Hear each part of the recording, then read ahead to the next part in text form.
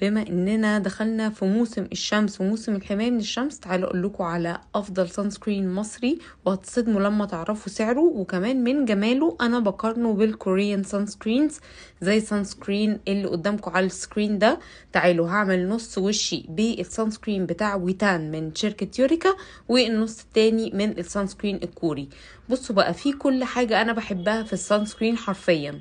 اولا سعره رخيص جدا، ثانيا قوامه رهيب، البشرة بتمتصه بمنتهى السهولة لكل انواع البشرة، مش بيفرول ومش بيحرق عيني ودي حاجة مهمة جدا، ومش بيسيب اثر ابيض زي ما انتم شايفين، ومش بيلمع خالص، وخفيف جدا جدا على البشرة، وفكرني بجماله بالسان سكرينز الكوري زي النوع ده من فارم ستاي.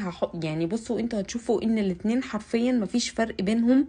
وخدوا بالكوا انا حاطه السان سكرين بتاع ويتان ده من قبله، وشوفوا مش سايب لمعه، مش سايب اثر ابيض، كانك حاطه مرطب. على فكره انا بشرتي دهنيه وبستغنى بيه عن المرطب بتاع الصبح، بكتفي بالسان سكرين ده.